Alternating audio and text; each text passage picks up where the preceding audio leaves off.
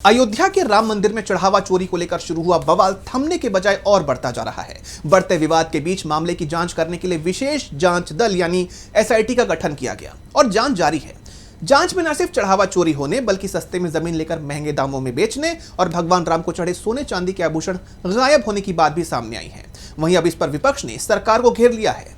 क्या है पूरी खबर, देखिए इस रिपोर्ट में। राम मंदिर में भक्तों की तरफ से चढ़ाए गए चढ़ावे में कथित हेरफेर के मामले में विशेष जांच दल यानी एसआईटी का गठन किया गया है और अब ये टीम गहनता से जांच में जुट गई है और जांच के दौरान कई बड़े खुलासे भी हुए हैं। जानकारी के अनुसार जांच एजेंसियों ने अब तक संदिग्ध कर्मचारियों के पास से कई करोड़ की भारी नकदी बरामद की है। जांच में यह भी सामने आया है कि श्री राम जन्मभूमि में शिला पूजन के नाम पर खूब पैसे वसूले गए, जिसका कहीं कोई लेखा जोखा नहीं है। जांच में हीरे मोती जड़े राम शिलाओं के गायब होने की बात भी कही जा रही है। वहीं अब इस पर विपक्ष ने सरकार को घेर दिया है। यूपी कांग्रेस के प्रदेश अध्यक्ष अजय राय ने इस मामले में सीधे बीजेपी और आरएसएस पर आरोप लगाए हैं। साथ ही मंदिर ट्रस्ट में शामिल लोगों पर भी हमला बोला है। प्रेस कॉन्फ्रेंस के दौरान उन्होंने साफ कहा कि देश की आस्था के साथ बीजेपी आरएसएस के द्वारा छल किया गया है।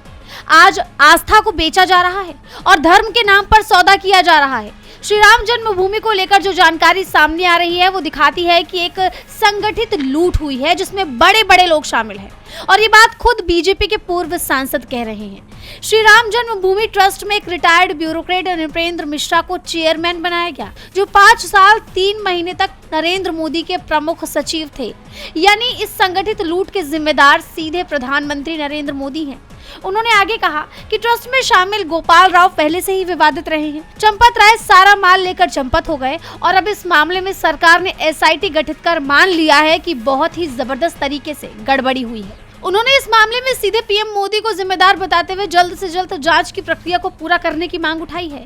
उन्होंने कहा, मांग है माननीय उच्च न्यायालय के सिटिंग हाई कोर्ट से उसकी जांच कराई जाए और समयबद्ध 1 हफ्ते से 10 दिन से ज्यादा समय न देकर उसकी जांच कराएं और जांच कराकर ऊपर कठोर कार्रवाई हो और जितनी बड़ी बड़ी मछलियां हैं उनको गिरफ्तार करें, जेल भेजे और पूरी तरीके से अगर इसके जिम्मेदार अगर कोई है तो देश के प्रधानमंत्री नरेंद्र दामोदर दास मोदी। सिर्फ कांग्रेस ही नहीं बल्कि सपा प्रमुख अखिलेश यादव ने भी इस मुद्दे पर बीजेपी को घेरा है। उन्होंने तंज कसते हुए कहा कि डबल इंजन सरकार की डबल टंकी है जो भगवान के घर चोरी करके भरी जा रही है। भगवान की एफआईआर बड़ी होगी,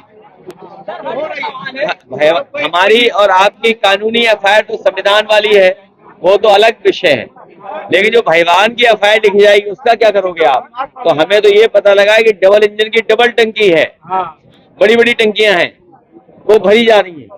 यानी साफ है कि बीजेपी अब इस मामले में घिर चुकी है। डीबी लाइव की रिपोर्ट।